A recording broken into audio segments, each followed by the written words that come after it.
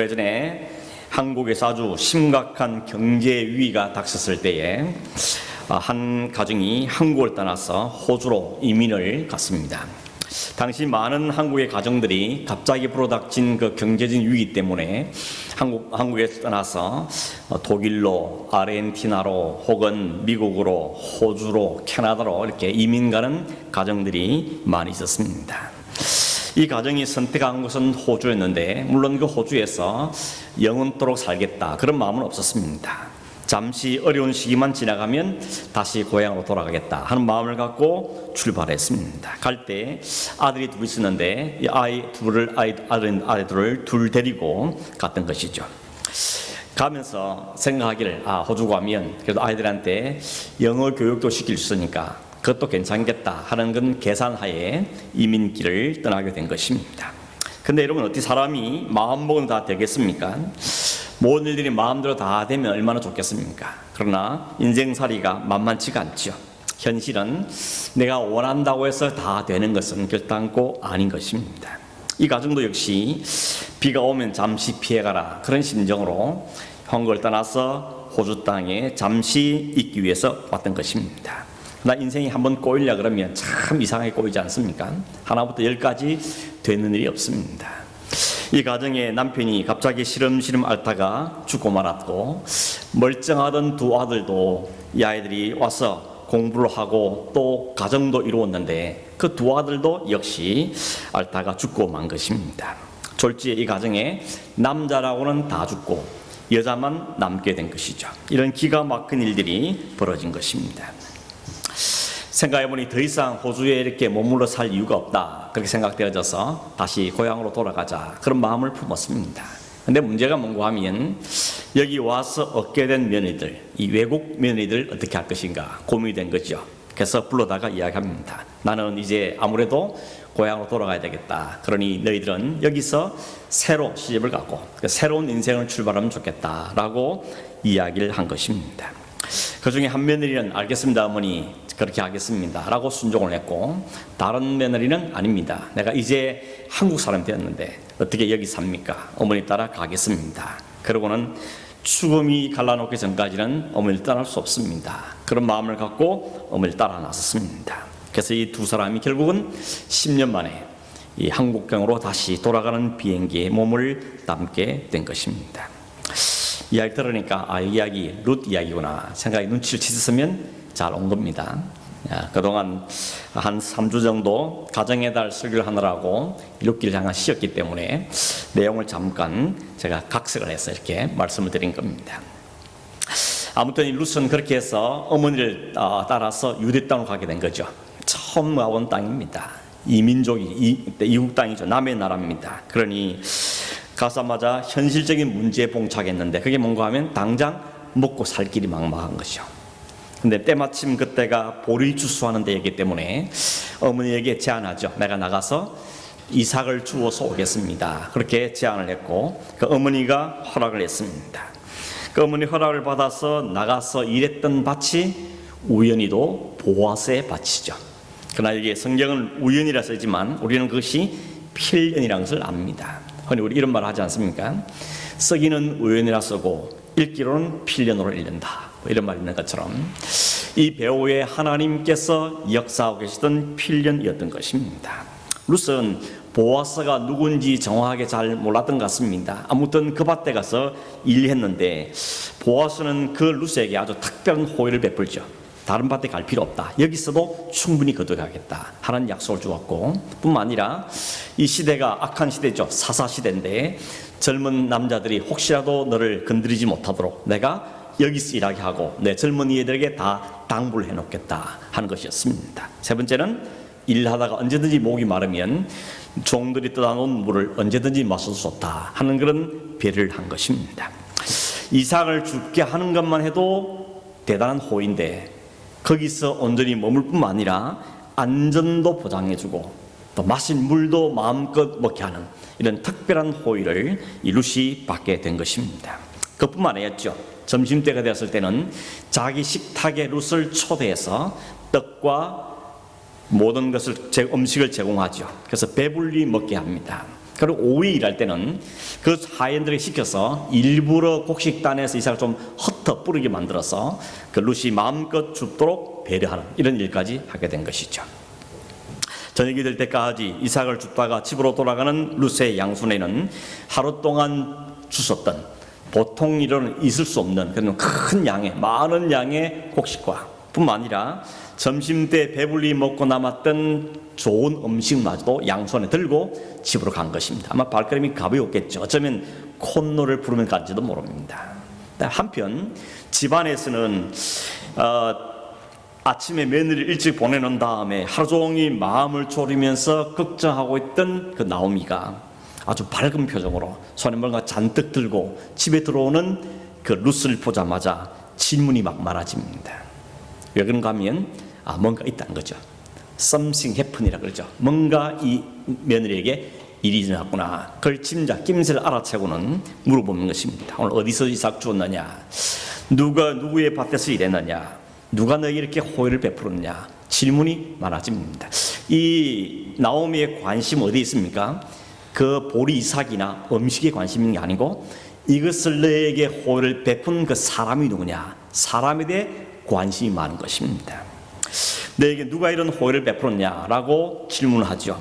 그때 룻은 그날 있었던 일에 대해서 상세하게 어머니에게 이야기합니다. 아마 신나게 이야기했을지 모르겠습니다. 근데 나오미는 두 귀를 쫑긋이 세우고 그 룻의 이야기를 듣다가 그 이야기 가운데 보아스란 이름이 나왔을 때 심장이 막 뛰는 걸 느낀 겁니다. 가슴이 뛰기 시작합니다. 왜냐하면 단순히 그가 며느리에게 호의를 많이 베풀었기 때문이 아니라 그가 누구인지를 들었기 때문에 그렇습니다. 그 사람이 누군지 관심이 많았는데 그 사람이 보아스라는 말 듣고는 이 나오미의 심장이 뛰게 된 것입니다. 성경에 보면 그런 말이 나오죠. 그 사람이 누구냐? 그 사람은 우리와 가까운 사람인데 우리의 기업을 물을 자다라고 이야기하고 있습니다. 그러게 여러분 이거 보면 나오미는 이미 기업 물은다는 게 뭔지도 아는 사람이고 자기 친척들 가운데 우리 가정의 기업을 물을 자가 누구인지에서도 이미 벌써 조사를 끝낸 겁니다. 그 중에 한 사람이 보아스였는데 이 보아스가 룻을 만났고 룻에게 호의를 베풀었다는 소식을 들으니까 마음에 심장이 뛰기 시작한 것입니다. 여러분 나오미의 가정에 남자들이 다 죽었지 않습니까? 남편도 죽었고 아들도 죽었습니다. 이제 그 가문은 여기서 끝날 위기에 처한 것입니다. 더 이상 하나님의 언약의 가문을 이어갈 남자가 없는 상태입니다. 그러니 그가 생각한 것이 기업 물은 자, 즉 고엘 제도를 생각하게 것이죠. 그렇게 생각하고 있는데 그 며느리가 그날 나갔는데 그날 당장 그 기업 물을 자의 한 명인 보아스를 만나고 돌아왔다는 것입니다. 그 말 들을 때 가슴이 막 뛰는 겁니다. 왜 그렇습니까? 이건 우연히 일어난 해프닝이 아니고 분명히 우리 가정을 긍휼히 보시는 하나님의 은혜의 손길이라는 것을 나오미가 눈치를 챘다는 것입니다. 구약에서는 이걸 긍휼, 헤세드라 그러죠. 하나님의 은혜. 하나님 우리 가정을 불쌍히 여기시고 우리 가정에 도움의 손길을, 자비의 손길을 베풀었다는 것을 이 나오미가 눈치를 챈 것입니다. 여러분 눈치를 잘 채는 게 중요합니다. 그런 말도 있지 않습니까? 실력이 없거든 눈치가 좀 빨라라 뭐 이런 말 하는데 이 나오미가 눈치가 굉장히 빠른 것 같습니다. 룻의 표정 하나에, 룻의 말 하나하나에 이 나오미는 벌써 생각이 앞질러 가고 있습니다. 가슴이 막 뛰기 시작한 겁니다. 왜냐하면 그가 생각하고 있었는데 마음으로 생각하고 있었고 계획하고 있었고 염두에 두고 있었는데 그 일이 실제적으로 일어난 걸 보면서 그 가슴이 뛰기 시작했다는 것입니다. 여러분 가슴을 뛰는 경험들이 있으시죠? 내가 생각하고 있었는데 고민하고 있었는데 이렇게 한번 해볼까 하고 있는데 그 일이 실제적으로 이루어질 때 특별히 기도하고 있던 일이 하나님의 솜씨로 이루어짐을 볼 때 우리 가슴이 막 뛰기 시작하는 것입니다. 오늘 제가 이 말씀을 준비하다가 여기 제 마음이 많이 와닿더라고요. 이 신앙생활 우리 모든 삶이 가슴이 뛰는 생활을 했으면 좋겠다 하는 생각이 드는 것입니다. 그냥 밋밋하게 아무도 없이 아무 의미도 없이 하루하루를 그냥 의미 없이 지내는 하루가 아니고 뭔가 의미가 있고 보람이 있고 가슴이 뛰는 그런 삶을 사는 것이 얼마나 복인가 하는 생각이 들었던 것입니다. 여러분 아무 의미 없이 살면 얼마나 힘듭니까? 가정의 주부가 음식을 만드는데 아무 의미도 없이 아이고 또 한 끼 또 마련해야 되냐 이렇게 하는 거하고, 가족을 생각하면서 가정을 먹을 것 생각하고 이 아이들이 먹을 것 또 가족들이 먹을 것 생각하면서 그 뛰는 가슴으로 음식을 준비하는, 그 완전히 차이가 다른 것이죠. 완전히 다른 것입니다. 직장에 매일같이 일 나가는 사람이 오늘도 맞이 못해서 억지로 일터에 가서 일하고 오는 거하고, 그 일을 통해서 이 가정을 돌보 양육하고 이 일을 통해서 내 보람을 느끼고 이런 가슴이 뛰는 거하고는 그 삶의 자체가 완전히 다른 것입니다. 신앙생활도 마찬가지죠. 아이고 또 주일이 왔나 그러고 교회 오는 거하고, 정말 예배집에 가까워올 때 가슴이 뛰어서 빨리 가서 찬양도 하고 기도도 하고 말씀도 듣고 성도들 만나고 이런 뛰는 가슴을 갖고 예배에 오는 거하고는 그 부분이 너무 다를 수밖에 없는 것입니다. 제가 생각을 해봤습니다. 나는 언제 가슴이 뛰는가 할 때 생각할 때, 말씀을 준비하는데 하나님께서 오늘도 전해야 될 말씀을 저에게 꽉 심어주면 가슴이 뛰는 겁니다. 야, 빨리 예배 와서 이걸 전해야 되겠구나, 이걸 전해야 되겠다 하는 이런 뛰는 가슴으로 와서 말씀을 전할 때가 가장 사실 행복한 시간인 것이죠. 바라기 여러분, 가슴 뛰는 인생으로 살기를 간절히 바랍니다. 어떤 데 가슴이 뛰었습니까? 나오미는 하나님께서 자기의 가정에 은혜를 베푸시는 것, 하나님께서 자기가 생각하고 계획하던 그 일을 하고만 있던 일들을 하나님이 실제로 구체적으로 일하는 걸 보면서 이 나오미는 가슴이 뛰었던 겁니다. 여러분 삶 가운데 하나님 오늘도 일하시고 간섭하시고 역사하게 하는 것을 볼 수 있기를 바랍니다. 그게 느껴지고 그게 깨달아질 때 우리의 가슴은 뜨거워지며 뛸 수밖에 없는 것입니다. 그런 여러분 가정이 되기를 원하고, 또 우리 교회도 그런 교회가 되기를 원합니다. 하나님께서 일하시는 교회, 하나님께서 역사하시는 걸 보는 교회, 그런 성도, 그런 가정들이 되어지기를 간절히 주의 이름으로 축원합니다. 여러분 3장에 보면 나오미는 뛰는 가슴 때문에 놀란 계획을 세웁니다. 그 계획은 상식적으로는 세울 수 없는 계획입니다. 그 뛰는 가슴에 하나님 믿고 신뢰한 그 마음 때문에 그는 평소에 사람들이 일반적으로 생각할 수 없는 계획을 세우는 거죠. 거기 이야기가 3장 이야기입니다. 우리 3장 전체를 쭉 읽었는데 1절에 보면 이 말이 있죠. 내 딸아, 내가 너를 위하여 안식할 곳을 구하여 너를 복되게 하여 하지 않겠느냐. 이 나오미의 관심 어디 있는 겁니까? 자기 따라온 그 룻이 안식할 곳을 얻어서 복을 누리셨으면 좋겠다 하는 마음을 갖고 있다는 걸 일단 엿볼 수 있습니다. 사실은 그 복은 룻에게만 복이 아니고 사실 나오미 가정 전체 복이 되는 것이죠. 아무튼 이 나오미가 룻을 부를 때 내 딸아 그러죠. 아마 마음에 참 짠한 며느리지만 내 딸같이 여기는 그런 짠한 마음이 있다는 것을 엿볼 수 있겠습니다. 그런 룻에게 가장 복이 뭐겠냐? 결국 룻이 그 안식할 곳을 얻는 것이라고 생각한 것입니다. 여러분 이 당시에는 오늘날도 마찬가지지만 진짜 안식을 맛보기 위해서는 3가지가 필요하다고 생각합니다. 첫째 뭔가 하면 안전이 보장돼야 되는 겁니다. 지금 룻이 한 번도 살아보지도 않았고 낯선 남의 나라에 왔습니다. 고향과 부모를 떠나서 왔죠. 그러므로 룻에게 가장 우선적으로 필요한 것은 안전에 대한 보장이 아니겠습니까? 안전해야 되는 것이죠. 두 번째 뭔가 하면 생계 문제가 해결돼야 될 것입니다. 지금은 그래도 보리 추수하는 기간이기 때문에 나가서 이삭을 줍기도 하면 되겠지만 이거 언제까지나 이걸 제수될 수는 없는 거니까 아주 안정된 생계에 대한 보장이 확실해야 되는 것이죠. 세 번째가 뭐겠습니까? 세 번째는 바로 미래에 대한 보장인 것입니다. 지금 이 젊은 여자가 따라왔는데 내일이 없으면 어떻게 살겠습니까? 오늘 하루만 살고 갈 것도 아니기 때문입니다. 사람이 오늘만 보고 사는 게 아니지 않습니까? 지금 당장은 좀 어렵고 힘이 들어도 내일 있는 사람은 그 내일 때문에 소망을 걸고 사는 거지 않습니까? 오늘 좀 힘들지만 지금은 좀 어려운 시기지만 내일이 있다는 것, 그 밝은 내일이 소망하는 사람은 그 내일을 거뜬히 버텨낼 수가 있는 것입니다. 이런 점에서 룻의 안전을 보장해주고 생계의 문제가 해결되어지고 미래가 보장되는 그것을 안식이라고 말할 수 있겠죠.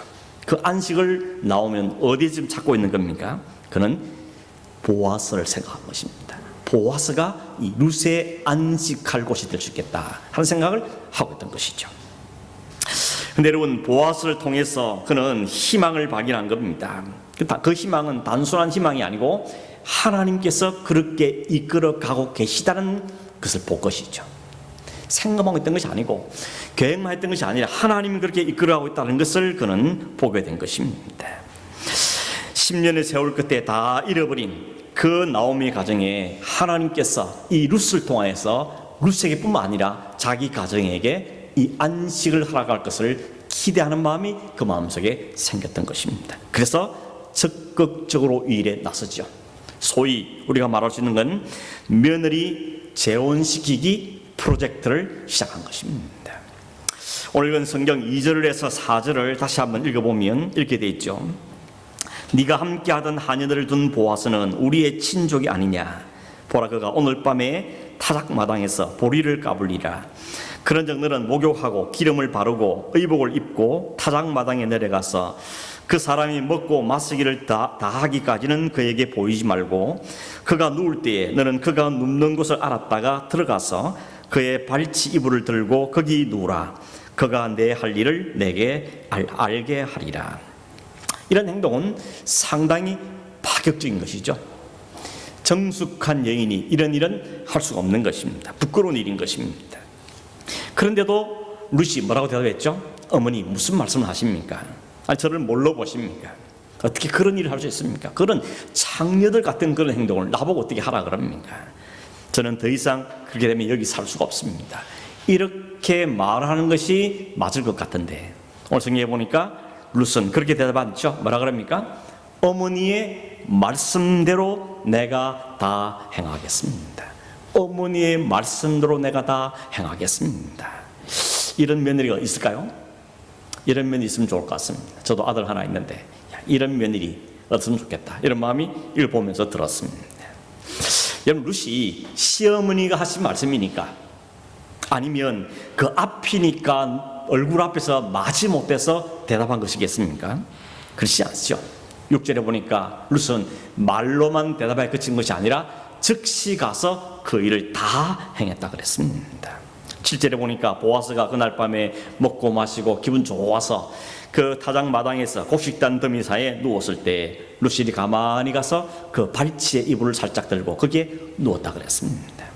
보아스가 밤중에 발에 뭐에 걸리니까 놀랐겠죠. 뭔가 싶어서 일어나 보니까 웬 여자가 거기 누워 있는 것입니다. 얼마나 깜짝 놀랐겠습니까? 룻에게 말하죠. 네가 누구냐? 도대체 너가 누군데 여기 누워 있느냐라고 묻습니다. 룻의 대답이 뭡니까? 이렇게 말하죠. 나는 당신의 여종 룻이오니 당신의 옷자락으로 당신의 여종을 덮으소서. 그렇게 이야기합니다. 이건 일종의 이 결혼을 신청하는, 프로포즈를 하는 것이죠. 나와 결혼해 주십시오, 나를 받아 주십시오 하는 표현인 것입니다. 이유를 이렇게 말하죠. 이는 당신이 우리의 기업을 물을 자이기 때문입니다. 이렇게 그 이유까지 이야기하고 있습니다.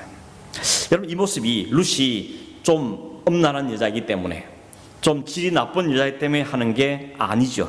그가 하는 것은 금방 말한 것처럼 당신이 우리의 기업을 물을 자라는 그 계명에 근거해서, 말씀에 근거해서 부탁하고 있다는 것을 이야기하고 있는 것입니다.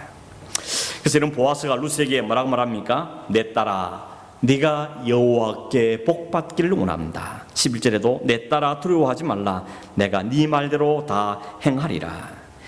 이 스토리가 계속되는 걸 보면서 우리 뭘 알 수 있는 거예요? 보아스 역시도 룻의 하는 행동을 이 정숙하지 못한, 이 엄난한, 이 질 나쁜, 그렇게 취급하지 않죠. 뭐라 그럽니까?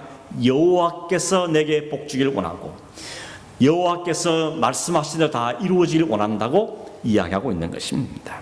어떻게 일이 가능합니까?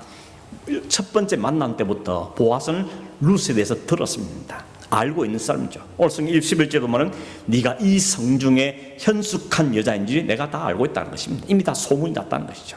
그러면 이 여자가 그렇게 음란해서 이런 일을 행할 것이라고는 전혀 생각하지 않았다는 것을 알 수가 있는 것입니다. 오히려 여러분, 이 룻의 행동은, 그가 하는 행동은 말씀의 어머니의 말씀의 순종일 뿐만 아니라 하나님의 계명에 근거한 행동이라는 것을 보아서도 알았다는 것을 우리가 알 수가 있는 것입니다.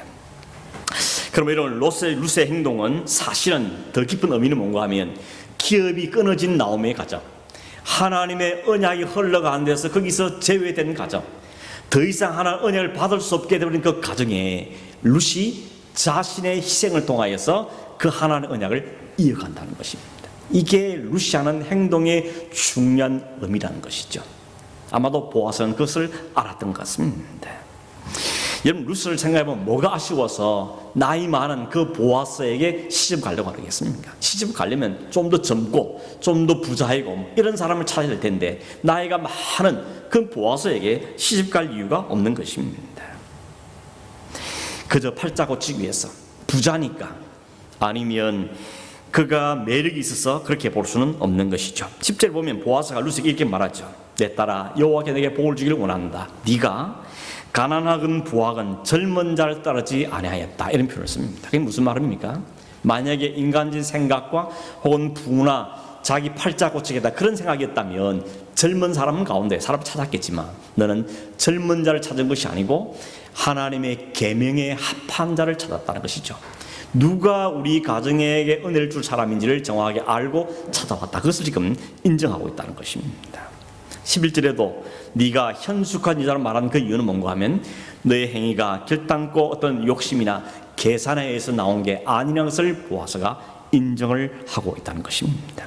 결국 룻의 행동은 시어머니의 말씀에 순종한 행동이었고 고엘 제도라는 하나님의 계명에 나오는 그 말씀에 의한 행동이라는 것을 그가 이야기하고 있는 것입니다. 결국 여러분 또 한 번 생각해 보면 룻의 한 행동은 그 가정을 위해서 자신을 희생한 것이죠. 시어머니의 말씀에 순종했다는 단순한 그런 의미가 아니라는 것입니다. 여러분 당시의 법에 의하면 여자가 그런 짓 하다가 걸리면 돌에 맞아 죽습니다. 엄란한 여자라 해서 동네에서 돌에 맞아 죽는 게 일반적인 것입니다. 그런데 그런 위협이 있음에도 불구하고 사람들도 받을 수 있는 그런 손가락질이나 부끄러움이나 수치에 불구하고 그는 그 어머니의 말씀에 계명에 순종했습니다. 왜냐하면 그 계명에 순종하는 것으로 주어질 결과가 무엇인지를 그가 알았기 때문인 것이죠. 만약 룻이 나오미의 말에 거부했다면 어떻게 그럴 수 있습니까? 그러면서 순종하지 않았더라면 그 가정의 기업을 이어갈 수 있는 소망 역시도 끊어졌을 겁니다. 이어지지 못하는 것이죠. 그러나 룻의 희생으로 나오미가 살고 그 가정도 살게 되는 것이죠. 나중에 아들을 낳았을 때 동네 사람들이 뭐라고 하면 룻이 아들을 낳았다 그러지 않고 나오미가 아들을 얻었다 이렇게 얘기합니다. 그게 바로 고엘 정신에 근거하는 이야기인 것이죠. 저 가정에 아들이 생겼다. 저 가정에 하나님의 은혜가 임했다. 저 가정에 하나님의 언약이 계속 이어져 간다. 그런 뜻으로 나오미가 아들을 얻었다고 이야기하고 있는 것입니다. 그러면 여러분 룻의 하는 행동은 자신의 개인적인 욕구와 만족과 혹은 부와 미래를 위해서 한 행동이 아니었다는 걸 알 수 있는 것이죠. 하나님의 말씀에 근간 그 말씀에 순종한 것이었습니다. 자기 희생했다는 것입니다. 이 대목에서 우리는 누가 떠오릅니까? 예수 그리스도의 십자가의 희생이 떠오르게 되는 것이죠. 주님께서 이 땅에 오실 이유는 아무것도 없습니다. 주님이 이 땅에 오신 건 자신의 명예나 이익이나 만족을 위해서 오신 것이 결단코 아닙니다. 하나님의 말씀에 아버지 하나님의 말씀에 순종하여 이 땅에 오셔서 모든 수치와 모욕과 조롱과 희생을 다 당하시고 우리에게 하나님의 언약 안에 들어갈 수 있는 길을 열어주신 것입니다. 그 예수님의 십자가 죽으심 때문에 그 주님의 십자가의 대속의 은혜 때문에 우리가 끊어진 언약에서 다시 언약에 접붙여지는 하나님 언약에 참여하게 되는 은혜가 오늘 우리에게 주어졌다는 것입니다. 이게 주님이 하신 일이고 그 이야기를 이 룻의 이야기를 통해서 오늘 우리에게 보여주고 있는 것입니다. 여러분 룻과 보아스의 대화를 한번 보십시오. 룻은 보아스에게 말하는 거예요. 나는 당신의 여종입니다. 당신의 옷자락을 펴서 당신의 여종에게 덮어주십시오 라고 자신을 종이라고 말하고 있습니다. 종은 뭡니까? 주인이 버릴 수 있는 겁니다. 이 당시에 종은 노예를 이야기하는 것으로 생사권을 주인에게 있는 것입니다. 죽여도 되고 살려도 되는 그 옷자를 덮어도 되고 안 덮어도 되는 모든 것이 주인께 있다는 것입니다. 그런데 보아스는 10절과 11절에 연거푸 말하기를 룻을 향해서 내 딸아 그럽니다. 내 딸아. 종이 아니라 딸이라고 그렇게 표현하고 있는 것입니다. 물론 이 당시에 어른이 젊은 여인을 가리켜서 딸이라고 하기도 했지만 여기 딸이라는 말에 담기는 뭡니까? 더 이상 너는 종이 아니라는 것이죠. 아들이고 딸이라는 관계를 다시 한번 세워주고 있다는 것입니다.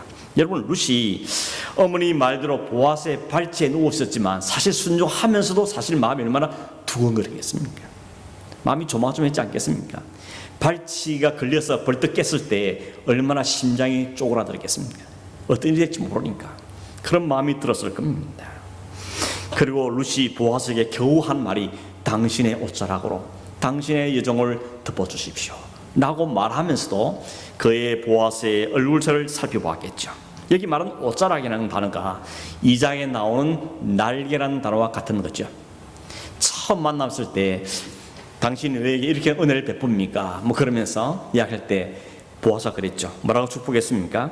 여호와께서 그의 보호를 받게 온 너에게 날개로 덮어주길 바란다 라고 보아스가 룻을 축복했던 겁니다. 그 날개가 바로 옷자락인 것이죠.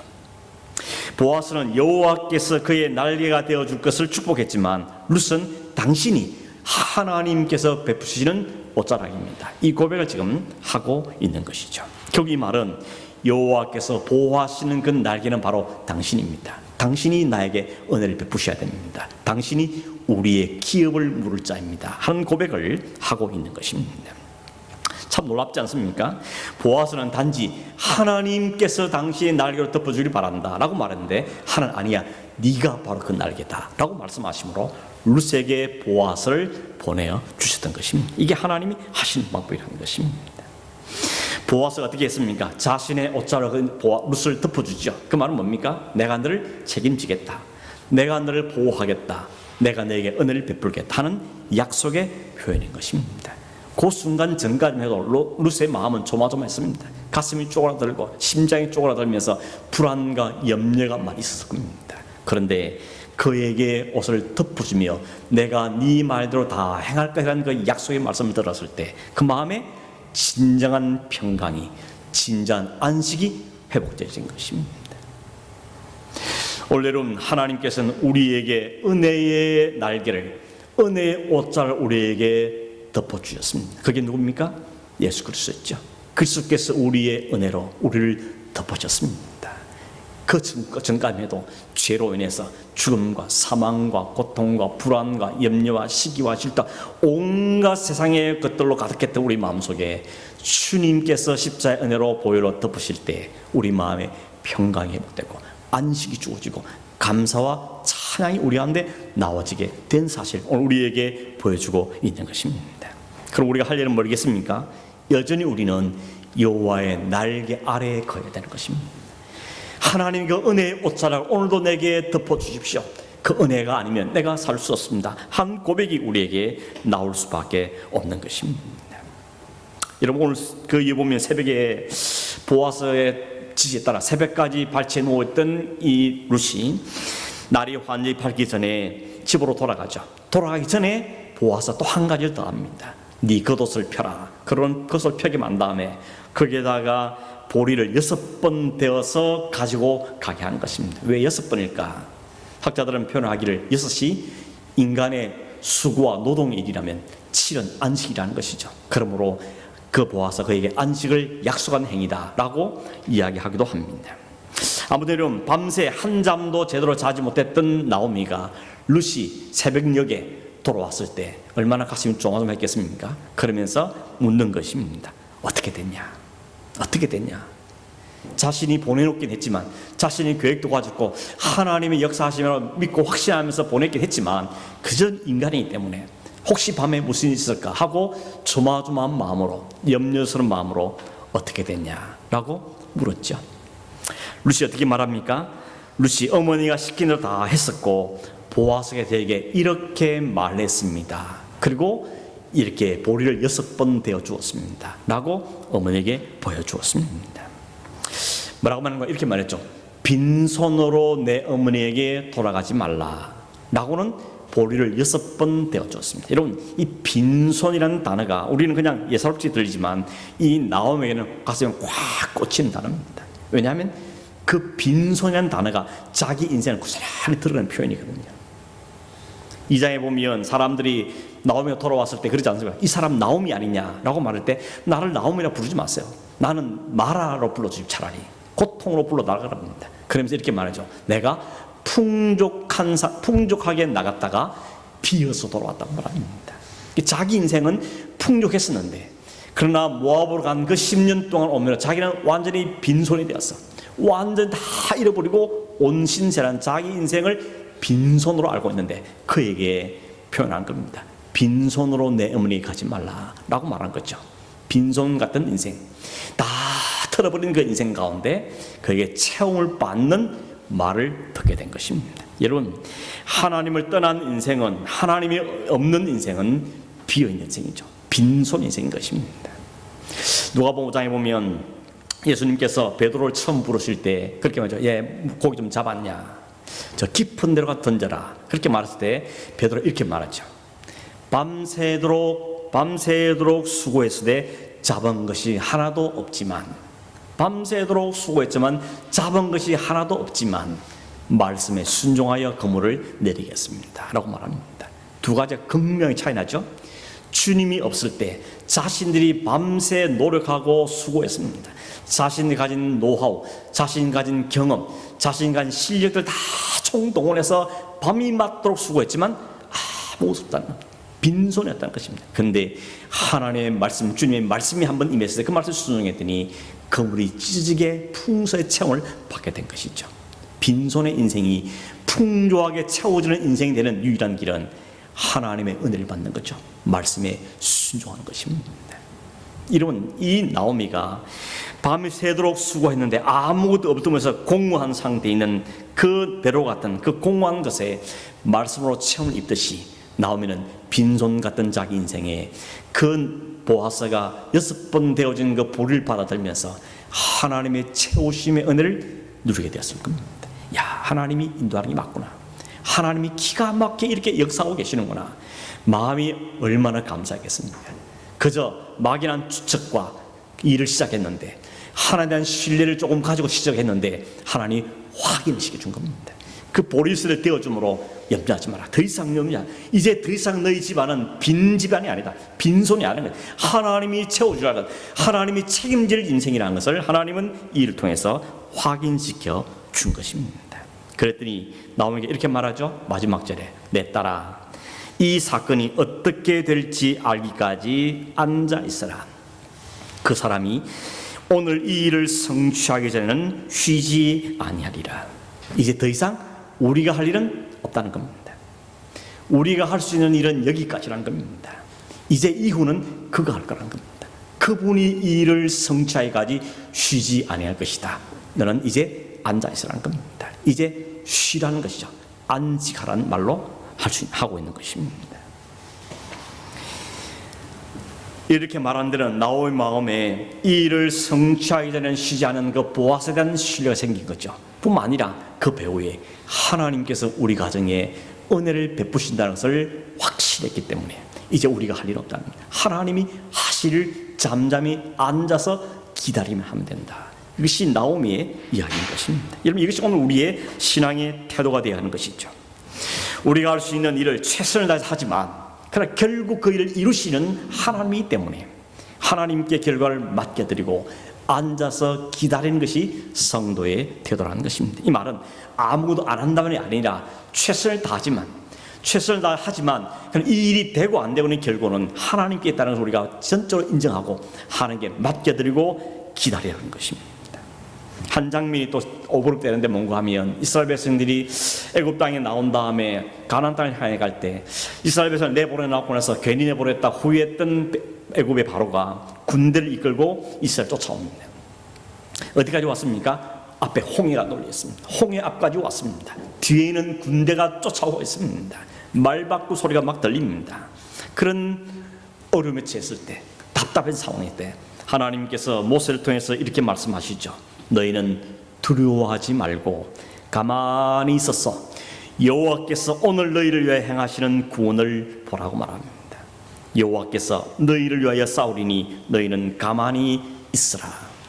너희 이제는 하나님의 은혜가 임함을 가만히 있어 보라고 말씀하는 거죠. 지금 룻이 할 수 있는 이제 아무것도 없다는 이야기입니다. 이제는 하나님께서 하신다는 것이죠. 이것이 나오미의 말 속에 담기는 중요한 고백인 것입니다. 여러분, 어떤 분 이렇게 표현했습니다. 성도는 기도하고 그 다음에 기대하고 그 다음에 기다리는 거다. 삼기다 뭐 이렇게 했습니다. 기도하고 간절한 마음을 하는 게 기도하고 하나님 하실 일을 기대하는 마음을 가지고 이제는 기다리는 것. 그게 바로 성도의 태도라고 이야기했던 것입니다. 근데 여러분, 기도도 안 하고 기대도 없이 기다리지 않는 것, 그런 게 이제 곤란한 것입니다. 이건 꽝인 것입니다. 기도도 없어요. 그런 기대도 안 해요. 기다리지도 않아요. 그런 성도에게 가장 어리석은 모습인 겁니다. 이건 누가 기다릴 수 있느냐 묻는다면 믿을 수 있는 사람이 기다리는 거죠. 누가 기다립니까?